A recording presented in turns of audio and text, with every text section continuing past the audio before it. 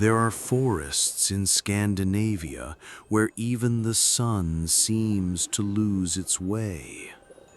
Pines crowd so tightly together that daylight arrives not in beams but in bruises of silver mist. The wind weaves low songs through the moss, and if you listen, if you truly still yourself, it whispers names that were never taught in schools, names older than any map, older than language.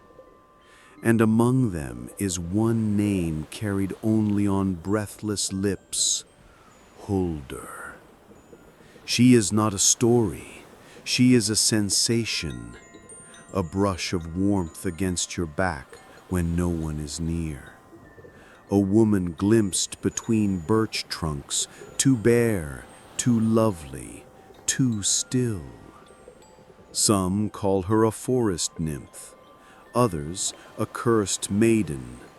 But the elders never agree, not on what she is, only that she is.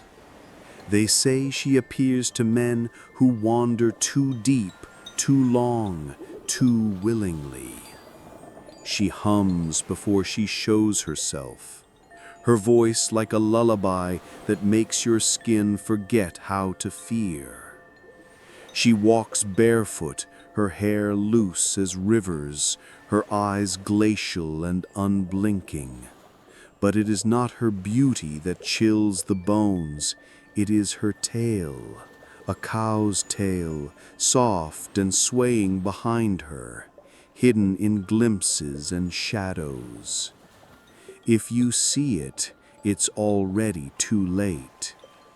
In the village of Norsan, where the winters stretch like the silence between old lovers, they hang iron over doorways and braid rowan branches by the windows.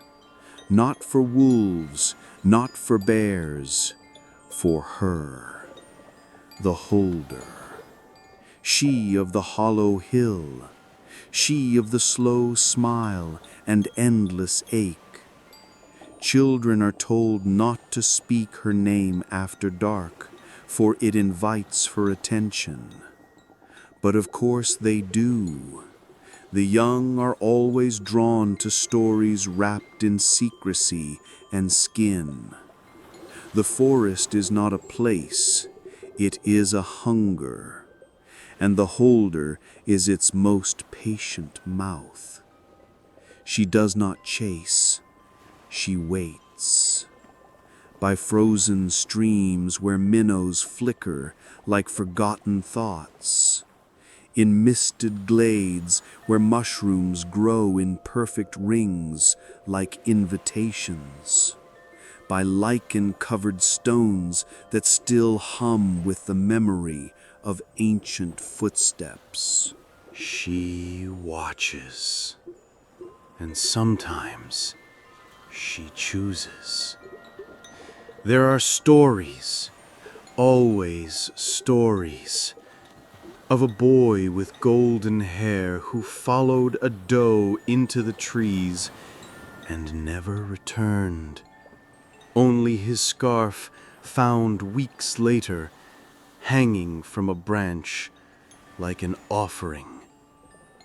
Of a woodcutter who vanished one spring and was found the next winter, naked and smiling, hair white as snow, eyes that no longer blinked. Of a farmhand who claimed to have kissed her once. He wept when he spoke of her, wept until his throat cracked. Then he cut his own tongue out, saying he could no longer bear to taste anything less. But there are gentler tales, too, whispers of men who lived beside her in the forest, fed by her hands, lulled to sleep by her voice. Men who forgot the world entirely, their pasts unraveling like thread in her presence. Some say that is peace. Others call it death wearing the perfume of moss and honey. They say the Hulder is not cruel, only lonely, a creature of in-between, not quite woman, not quite spirit, bound to the forest, but yearning for touch, for tenderness. And so she seduces, not with spells, but with stillness, with the quiet certainty that she sees you, truly sees you, and will never look away. What man can resist being known that deeply? She moves like mist between trees, touches bark like it is a lover's skin. Leaves do not crunch beneath her feet. The forest parts for her, adoring. When she sings, birds forget to fly. When she weeps, rivers rise. And if you meet her eyes, there is a moment, a single breath, where time bends, and you might think this is what it means to be wanted by the wild. There is no single version of her tale.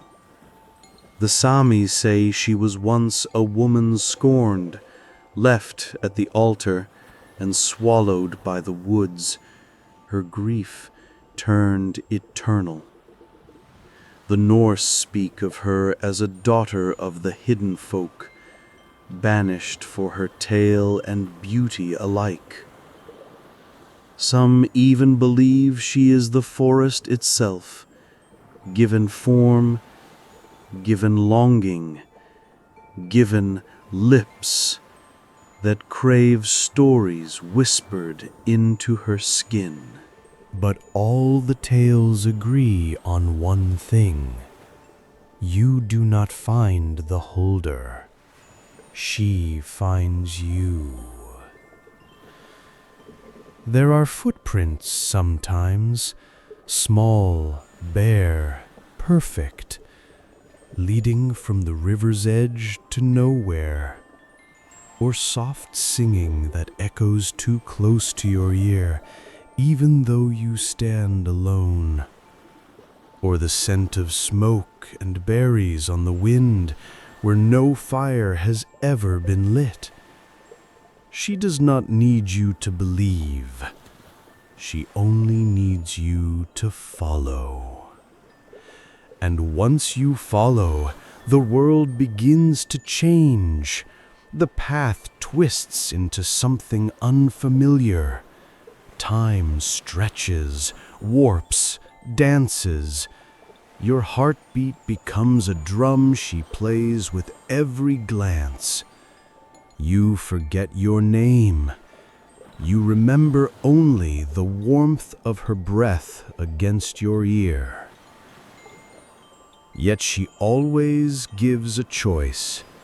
You may walk away, but you will always ache. And if you stay, you are hers. They say she is not just a legend, not merely a ghost of the old ways. She is still seen, sometimes in the glint of eyes watching from brambles, sometimes in the low hum beneath the snow, sometimes in dreams that leave you waking damp, breathless, and weeping, because the Hulder does not take by force. She invites, she beckons, and you want to go, even if it means never coming back. So now, traveler, tell me this. If you heard a soft laugh through the pines, If you saw a woman with hair like a raven's wing and eyes like winter's edge, if her hand stretched towards yours and her voice spoke only your name, would you follow? Would you step off the path? Would you wander deeper? Would you give yourself to the forest, to her? Would you let the Hulder know you? The snow falls gently tonight, hiding paths, erasing prints. But listen closely. She is near, and she is waiting. He first saw her at the edge of a mist-veiled lake, where the trees bowed low as if ashamed of their secrets. She was not a woman in the way he had known women. She stood barefoot on the water's edge, her toes buried in dark moss, her skin pale as birch bark in moonlight. Hair spilled over her shoulders in long, tangled waves, catching droplets of fog like tiny stars. She was still, but not frozen. There was intention in her stillness, like the forest held its breath with her. And she watched him. No smile, no words. Only eyes that were too calm, too deep, and far too old. He had come to the forest seeking silence, not for the joy of it, but out of necessity. The village had grown too narrow for him, its customs, its clocks, its quiet cruelties. They said he walked like he was waiting to leave. They said he listened too closely to things no one else heard.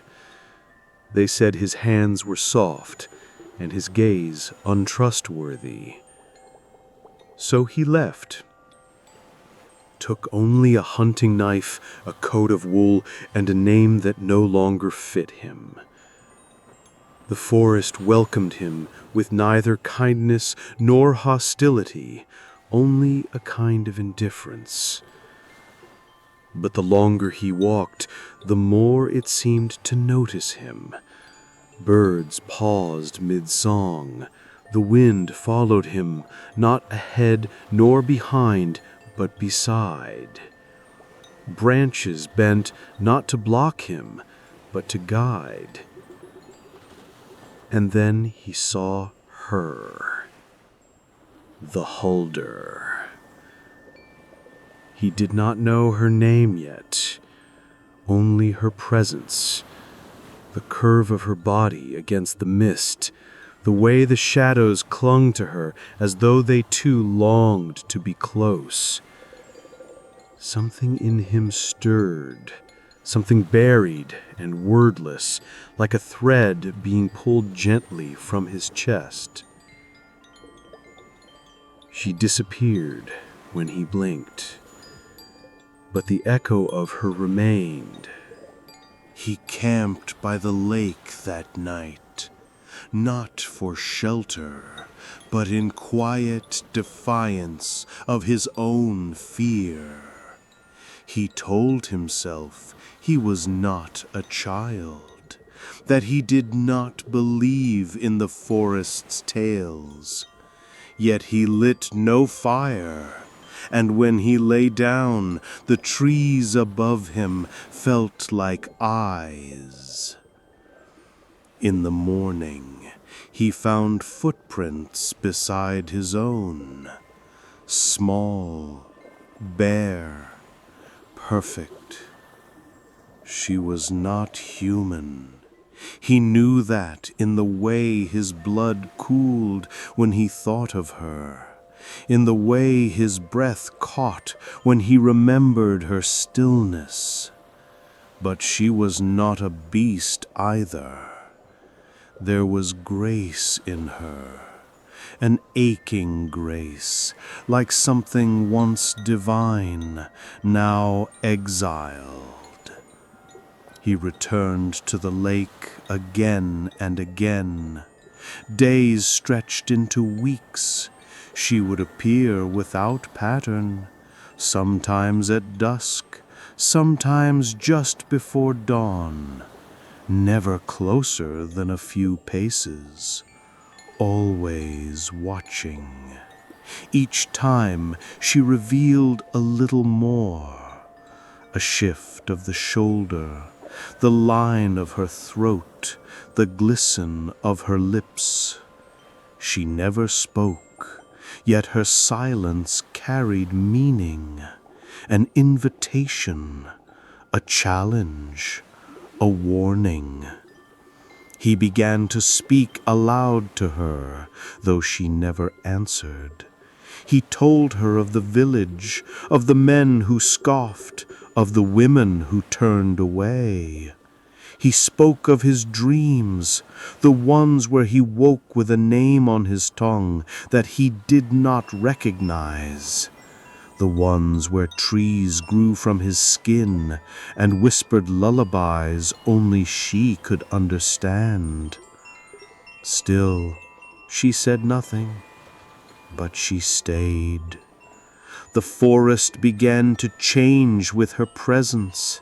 He noticed colors that defied language, mosses so green they shimmered, mushrooms that pulsed faintly with light. He felt watched, not with suspicion, but with fascination. The woods were no longer indifferent. They breathed, they listened, and so did she. Once he tried to approach her, slowly, reverently, like one might reach for a candle in a dark room. She did not flee, she only tilted her head, and the light shifted just enough for him to see it. Her tail.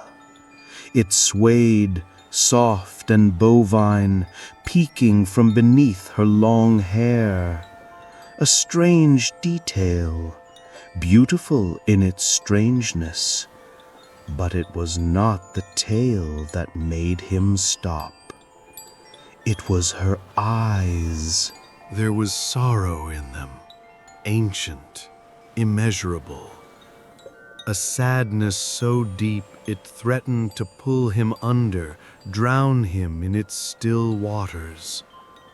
He stepped back, and she vanished once more. He dreamt of her that night, not as a woman, but as the forest itself. Her breath was the wind, her hair the roots, her skin the bark. She held him without arms, kissed him without lips. He woke with the scent of her in his mouth and tears on his cheeks. He no longer knew what he wanted, only that it involved her. She was not merely beautiful. She was a riddle wrapped in longing, a creature made of contrasts, wildness and grace, danger and comfort. She existed where the rules of flesh and spirit bled together. She offered nothing, and yet he craved her more than warmth, more than safety, more than the name he had cast off. The villagers would have called her a demon, a witch, a snare made of skin and hunger. But he saw her differently. She was loneliness made flesh. Not the loud, dramatic kind that demands to be soothed, but the quiet ache of being unseen for too long. The ache of being other, of being too much and never enough. They were not so different, he realized. She a spirit rejected by both nature and man. He, a man who had never fit the mold of men. She, bound to the forest, both adored and feared. He, untethered, wandering, belonging nowhere. She saw him, and slowly he began to see himself. The forest became home, not by comfort, but by necessity. He ate what it gave, slept in the hollows it offered. He marked time not by days, but by the sound of birds and the rise of fog. And always, always, he waited for her.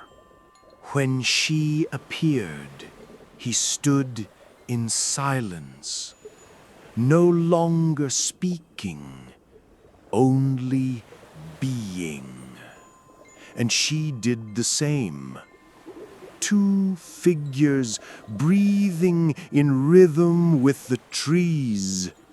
Something between them began to grow. Not a romance in the way of stories with rings and kisses, but something deeper.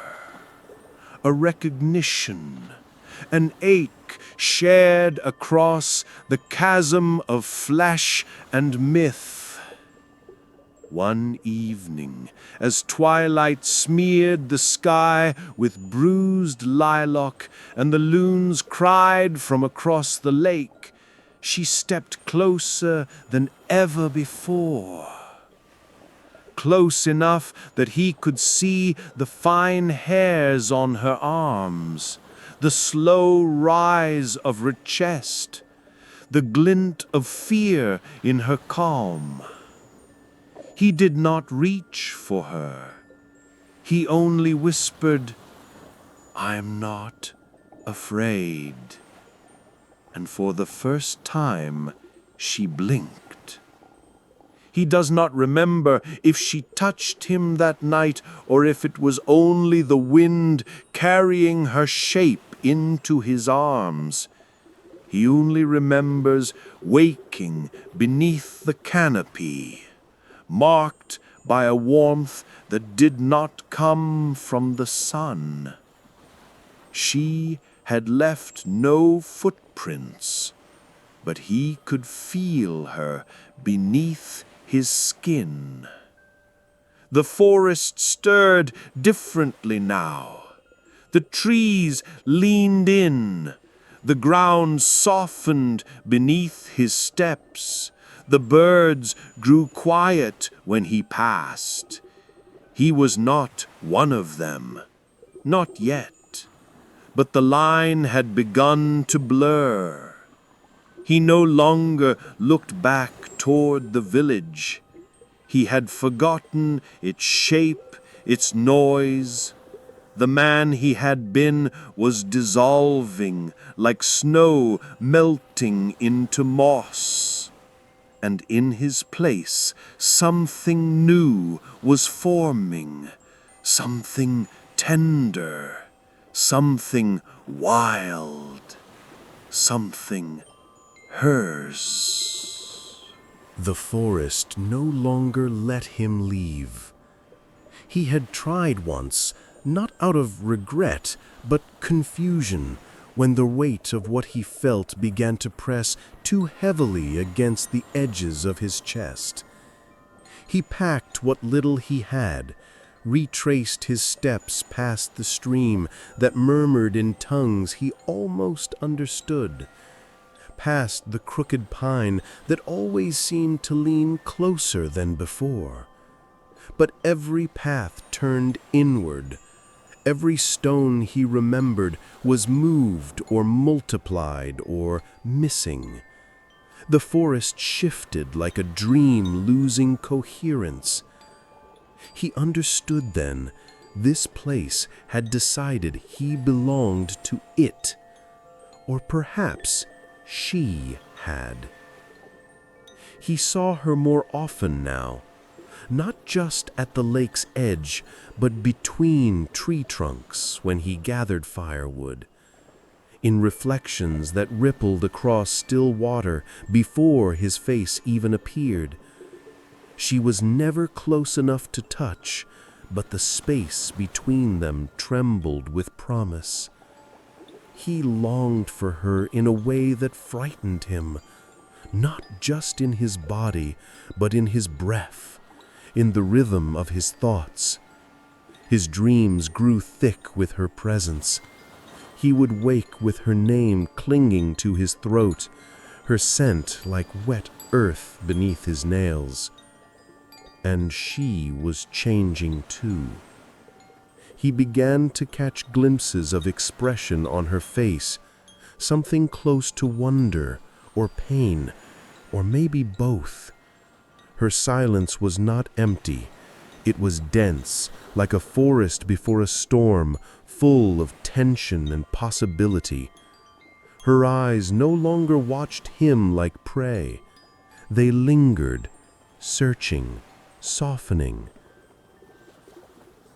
One night, the fog hung low and warm, and he found her waiting in a hollow where the trees grew in a circle. Moonlight dripped through the canopy like milk through lace.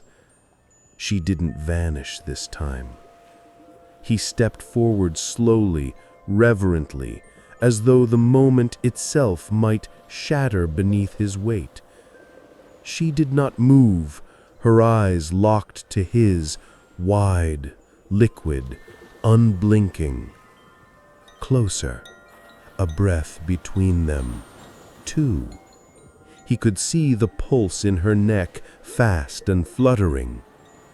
He reached out, not with demand, but with offering. His fingers brushed her shoulder, and she trembled. Her skin was cool and soft and impossibly real. Then her hand rose to meet his. They stood there, connected by only a single point of touch, and yet the air was thick with heat. He thought she might speak. He wanted to hear her voice, imagined it as wind through reeds or the low hum of bees beneath the soil. But she said nothing, only pressed her hand more firmly into his. His knees weakened. He had not realized how hollow he had become until her touch filled him. And then she pulled away, not in rejection, but in restraint. Her eyes flickered with fear. He stepped closer, but she turned, revealing again that swaying, soft tail. His breath caught. He had nearly forgotten it. She was not woman. She was not myth. She was both, and neither. And still, he wanted her. He did not sleep that night, only lay against the moss, heart racing, staring at the canopy above as though it might open and swallow him. He dreamt without closing his eyes, memories that were not his, places he had never been, a great mountain, a silver stag, a scream lost in snow. When dawn came, he found his body marked, scratches on his thighs, bruises on his ribs, a smear of lichen across his chest. Whether it was a dream or a visitation, he could not know. Desire turned restless. It crept into his bones, wore his skin thin. He began to change. His voice grew softer, more melodic. Words came slower. He found himself humming the tunes she had once whispered on the wind. He no longer feared the forest's silence. He spoke to it, and sometimes it answered. Through the shift of leaves, the snap of twigs, the flight of birds. But not all was wonder. The longer he stayed, the more the forest began to press against him. His dreams turned darker. He saw the Hulder not as a woman, but as a beast of roots and teeth. He felt her watching, not with longing, but with hunger. And sometimes, when she came to him, her eyes held something wild, something older than desire. He wanted to kiss her, wanted to lay beside her, press his mouth to her collarbone, and taste the earth beneath her skin. But something always stopped him. It was not fear. It was knowing. To touch her fully would be to surrender, not just his body, but his self. And perhaps he had already begun. He could no longer remember his village's name. The faces of those who mocked him blurred like smoke. His voice echoed strange in his throat. His reflection in the lake had grown unfamiliar. Sharper cheekbones, paler eyes, a stillness behind his gaze that was not entirely his. The forest was taking him, or she was. Yet he did not resist. He loved her. Or perhaps he loved the part of himself that came alive in her presence, the wildness, the softness, the ache. She saw him not as something broken, but as something unfinished, and in her silence she made space for him to become. Still he could feel the line thinning. A choice approached, though no words announced it. One night, she came to him during a thunderstorm, her hair slick with rain, her skin luminous with water and moonlight. She stood above him, not speaking, not asking. The sky cracked above them. The air was sharp with ozone. He reached for her, and she let him. Their bodies pressed together like roots entwining beneath the soil. She was cold and warm and endless. The kiss was not soft. It was desperate. The taste of her was wild flowers and ash. But as he pulled her closer, he felt it, the hollow in her back. His hand, moving downward, met not flesh, but emptiness, a cavern, a void. She moaned, not from pleasure, but from pain or warning. He froze, and she pulled away, eyes wide, feral. Then she vanished. He fell to the earth, shaking. It was not shame he felt. It was the terror of touching something real. He wept. In the days that followed, she did not return. The forest grew colder, the colors dulled, even the birds fell silent. He wandered, lost without her presence, not just directionless, but gutted, He had tasted something impossible. He had drawn too close to the flame, and it had recoiled. Still, he searched. He needed her, even if it cost him everything, even if it meant becoming something no longer man. Because love, he realized, was not the fire, it was the burning, and she was the forest's match. And now it was already lit. She came to him in silence, as if woven from the mist itself. Days had passed without her, and he had withered in the waiting. He wandered the woods like a shadow, whispering her name into birch bark, and sleeping beneath trees that never seemed to grow in the same place twice. Hunger meant little. Time meant less. But tonight, she stood before him again, not at a distance, not glimpsed behind leaves. She stood in the clearing, bathed in the silver breath of the moon, as though she had always belonged there. No wind, no sound, only the pulsing hush of their two hearts meeting in the space between. She was bare.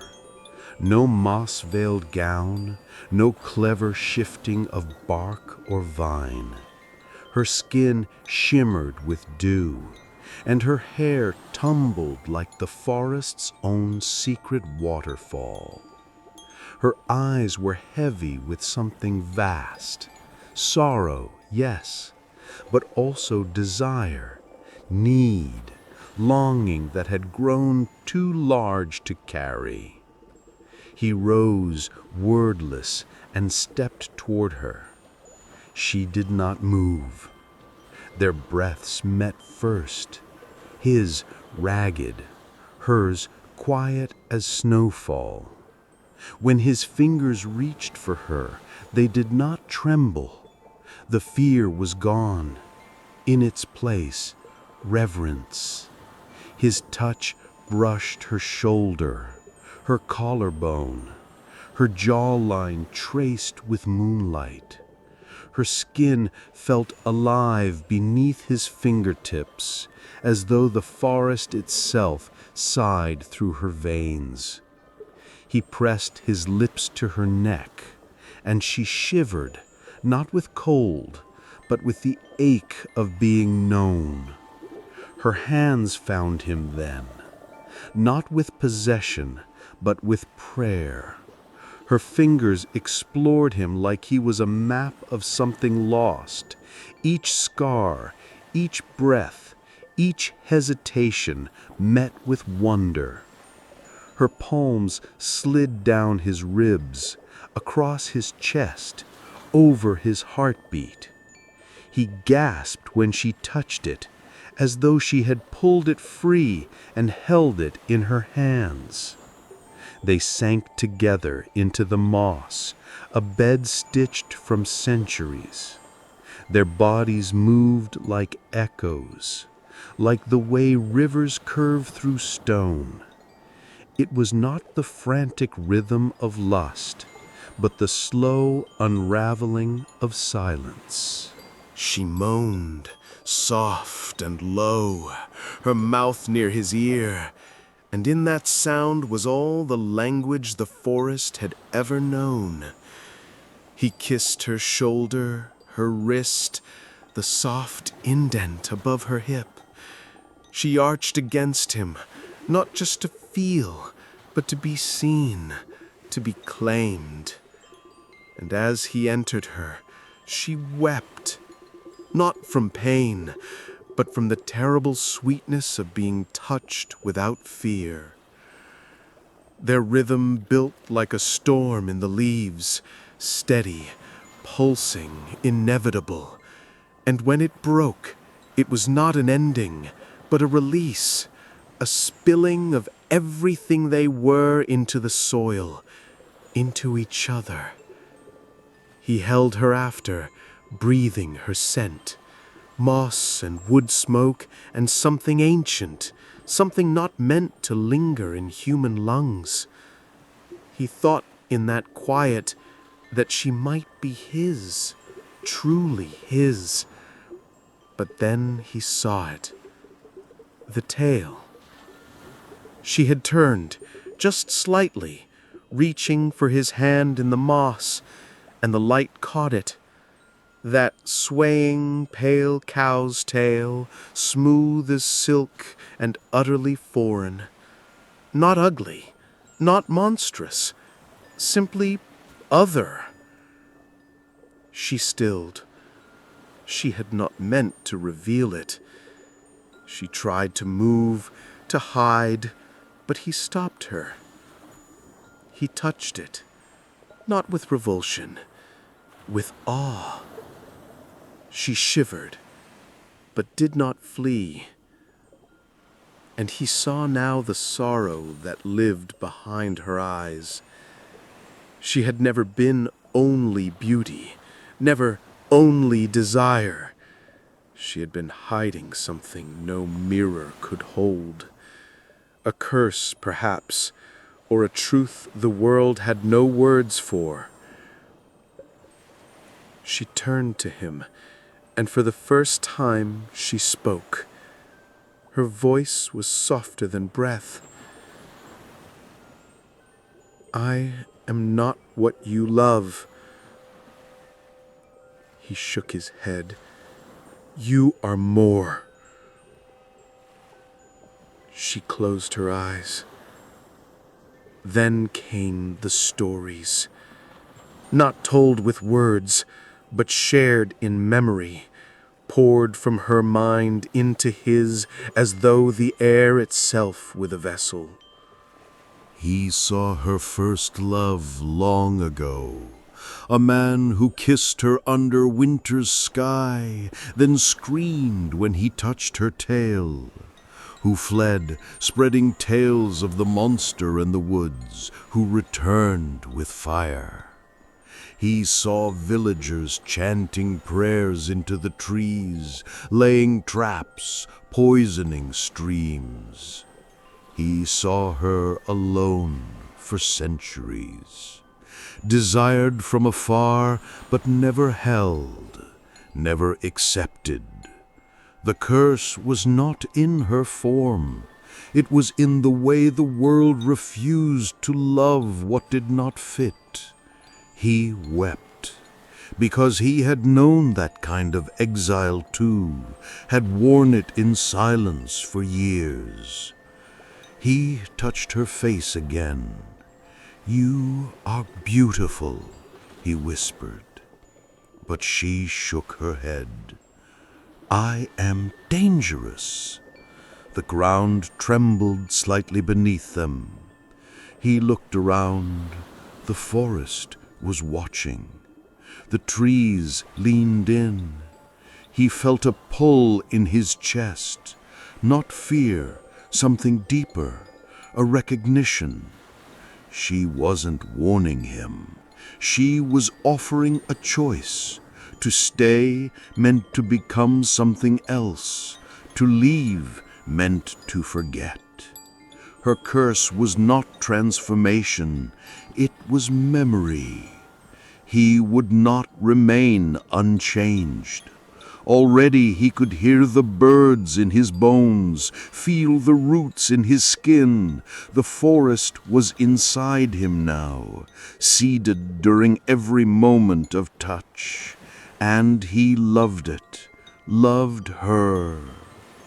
He kissed her lips, slow and soft, and felt her tremble again, a kind of tremble that cracked the air. But even in that kiss he felt the sorrow, the knowledge that this moment could not last, that something was coming, an unraveling or a binding. He pulled her against his chest, both of them slick with the sweat of longing, and held her as though time might forget them. For a heartbeat it did. Then the howling began. Far in the distance, men, dogs, torches between trees. He stiffened. She bolted upright, panic rippling through her naked form like wind through leaves. "No," she breathed. "They found you." He rose, dizzy. "They'll see you." "They'll kill me." "Then run." She looked at him, and her eyes said what her lips could not. She wouldn't run. She had run before and always returned to solitude. This time she had touched love, and she would not flee from it. But he couldn't let her die. He stepped in front of her, arms spread wide as the light of torches flickered through the trees. She reached for him, one final tender grasp. Then she vanished, melting into the dark like mist at dawn. When the men burst into the clearing, he stood alone, bare-chested, eyes wild. They shouted, searched, cursed, but found no spirit, no tale, only a man too deep in the forest, speaking in riddles. They dragged him back, but something of him remained, in the clearing, in the moss, and in her. Even now she returns to that place years later, to lie in the spot where his body once warmed the earth. She hums the songs he left behind, and sometimes, when the wind is right, she swears she can still feel his hands, his breath, his kiss. He had touched her curse and made it something holy. They brought him back in ropes, as if he were a beast who had forgotten how to walk among men. His feet bled from stone and root. His eyes refused to adjust to the angles of roofs, to the square coldness of doors and walls. The village, with its stale bread and heavy silences, felt like a story told in the wrong tongue. He didn't speak, not because he couldn't, but because the words in his throat were too wide, too wild. They asked him what he had seen. He said only her. They scoffed, called it madness, forest fever. One man whispered of curses, another of possession. They kept him in a cellar for 7 days, feeding him broth he could not taste. His dreams were not his own. Moss grew beneath his fingernails, and he wept without knowing why. But something had changed. He could still feel her. Not like a ghost, not like a memory. She pulsed inside him. Every breath carried the weight of her name. Every heartbeat was a drum echoing their union. When they finally let him go, he did not return to his family, to his old home, to the hollow space he'd once tried to fill with approval and quiet labor. He walked back to the edge of the forest. The villagers watched him from doorways, mouths drawn tight with fear and fascination. No one stopped him, not because they believed, but because they sensed, on some old, wordless level, that he was no longer fully theirs. The trees accepted him without question. No wind, no resistance, just a gentle parting of ferns and shadow. He called for her, morning and night. He carved her name into bark, into stone, into his own skin.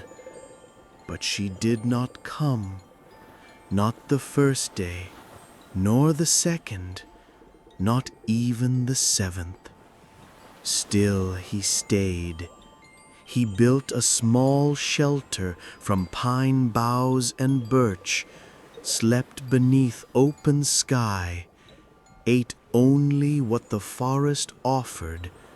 He grew thinner, quieter, but never hollow, because though she did not appear, she was everywhere. In the rustle of leaves that spoke his name, in the flicker of deer eyes watching from the undergrowth, in the chill that wrapped around him each night like a lover's breath. She was not gone, only waiting, like him. Then came the dream, or perhaps it was not a dream at all. He stood in the clearing again, the place where they had once melted into each other beneath the trembling moon. She was there, her back to him, hair trailing like smoke, tail swaying slowly behind her. He called to her. This time she turned. Her face was different, not changed, but unmasked. The sadness was gone. What lived there now was something gentler, acceptance, peace. She did not speak, but he understood. The curse had broken, not through magic, not through sacrifice, but through recognition, through love without condition, through touch that did not flinch. She was free. But freedom, he realized, meant they could no longer belong to each other in the same way. She stepped toward him, placed a hand over his heart, and in that moment he saw all of her, not just the body, not just the tail, but the soul wrapped in centuries of silence.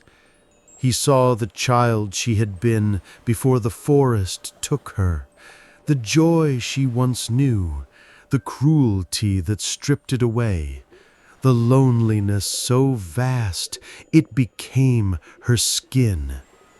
And he saw something else, his own reflection in her sorrow. He was not a savior, he was a mirror, and together they had remembered what it meant to be seen.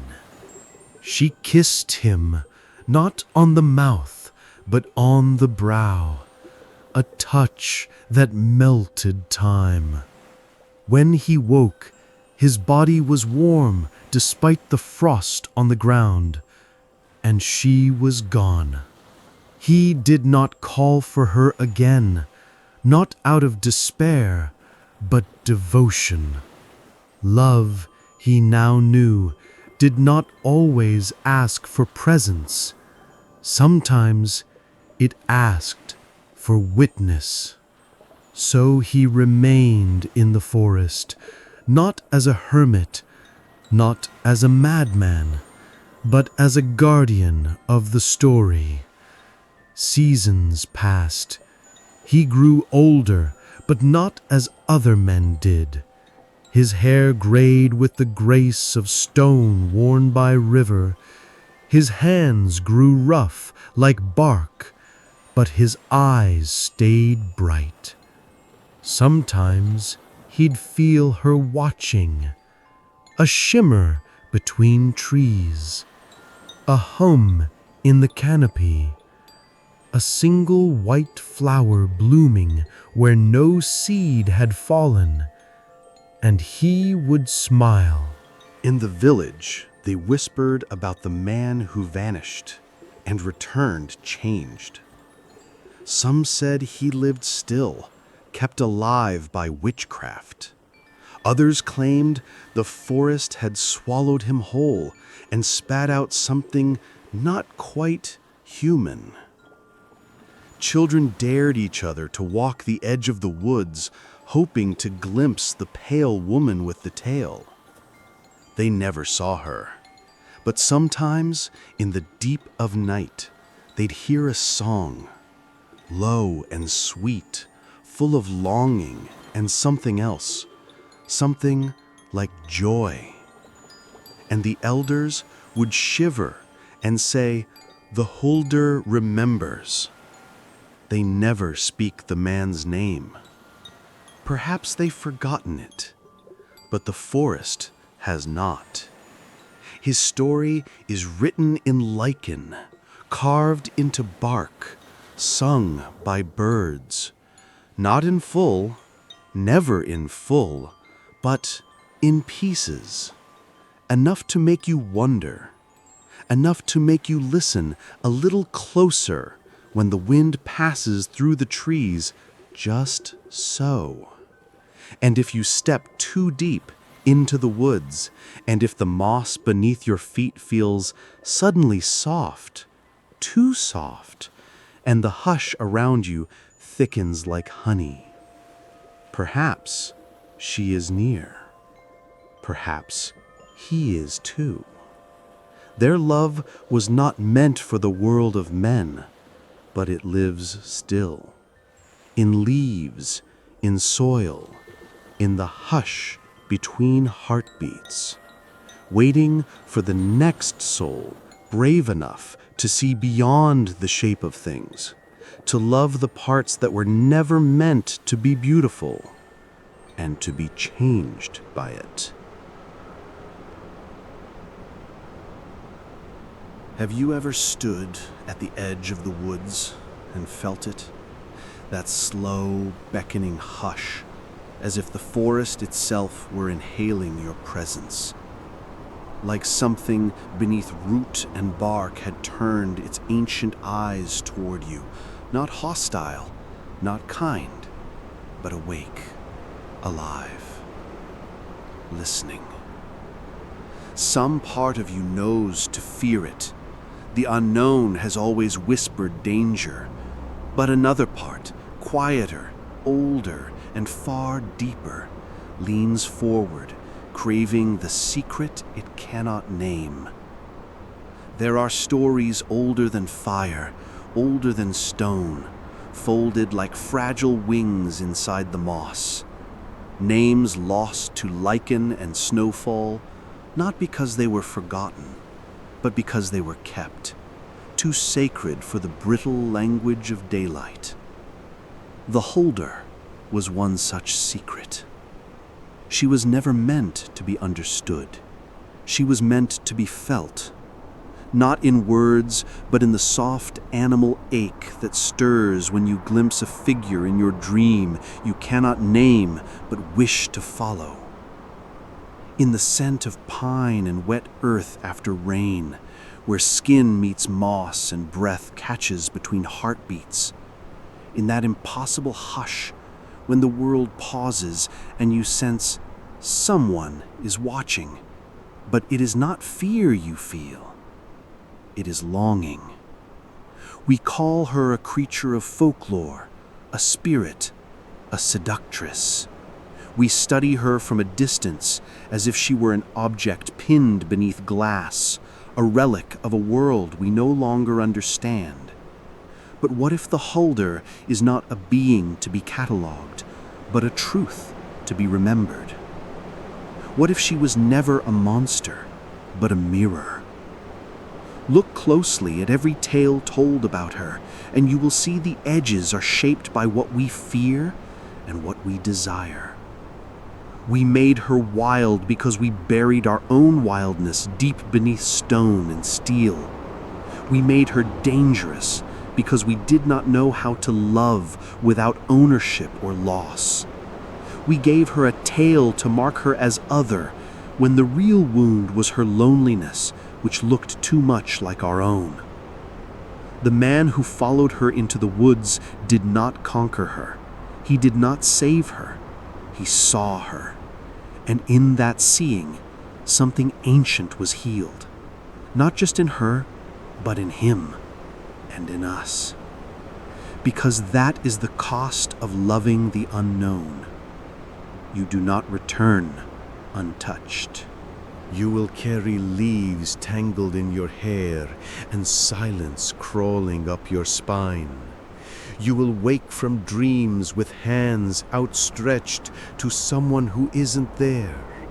You will walk through cities and feel their walls cage you tighter than any chain. You will crave softness in a world built of sharp angles and harsh light. You will lose your name in hers. And yet, you will remember who you were before the world told you who to be. The Hulder was never the danger.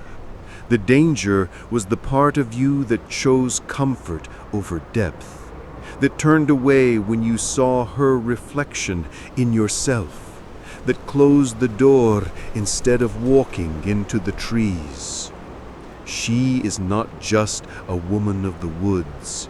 She is the part of your soul that still sings when no one listens, the part that aches to be touched, not for what it offers, but for what it is, the part that asks in the quietest voice, "Would you love me still if you saw the tale?" In this age of glowing screens and severed roots, the myth still breathes. Not in books or temples, but in the half-second your heart skips when a shadow moves where it shouldn't, when the forest seems to lean closer, when your solitude ceases to be empty and begins to feel occupied. Perhaps you have never wandered deep enough to meet her, but then again, perhaps you already have. Perhaps you have heard her voice when you stood too long in silence. Perhaps she lives in the eyes of someone you dared to touch and then could not forget. The Hulder is not out there in the trees, but here, in the echo chamber of your desire. And now that you have heard her story, you will never be truly alone again. The forest will whisper her name in your sleep. Your skin will remember the brush of hers. And when you pass a window on a rainy night and see your own reflection staring back, older, hungrier, softer than you knew, You may wonder, was it real? Was she real? But by then it will be too late. You are already hers, and she, perhaps, is already you.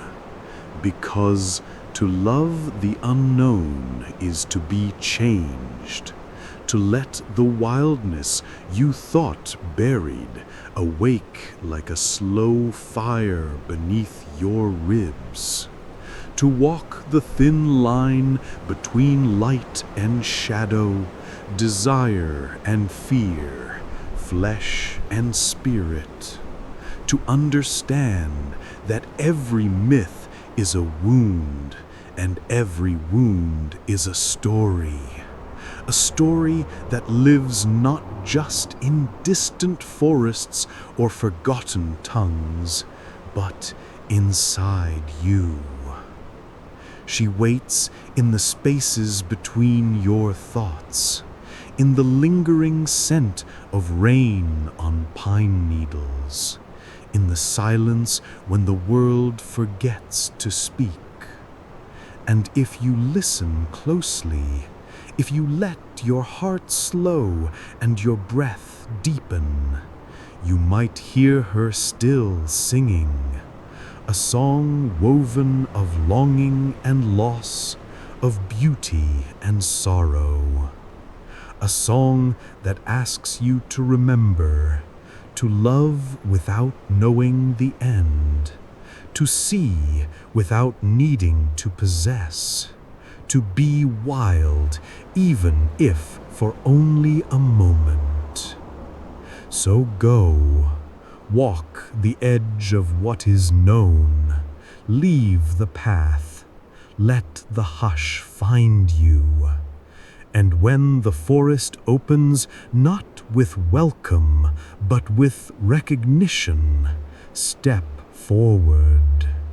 She is waiting, waiting for the next soul brave enough to see beyond the shape of things, to love the parts that were never meant to be beautiful, to be changed by it, and to carry that change like a secret, a sacred flame, burning quietly beneath your skin. The myth ends here, but desire remains. The story fades into the night, but the ache lingers.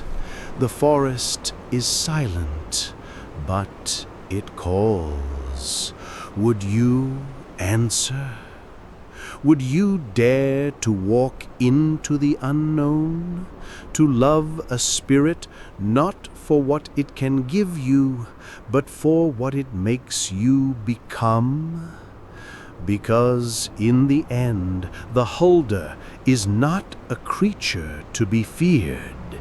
She is the wildness inside every heart, the shadow that moves just beyond the edges of your vision, the quiet voice that whispers, "You are not alone. You are alive." And that, perhaps, is the most dangerous magic of all. This is the story that will stay with you, not as a fairy tale, but as a quiet pulse beneath your skin. A myth not about monsters, but about the love we all crave. The love that asks us to be brave enough to see and be seen, to embrace the unknown, and to never stop listening to the forest song, because in its timeless hush, the Hulder still waits, still calls, still loves, and waits for you. Would you follow? Would you love her still if you saw the tale? Would you dare? The story is yours now, and the forest will never forget.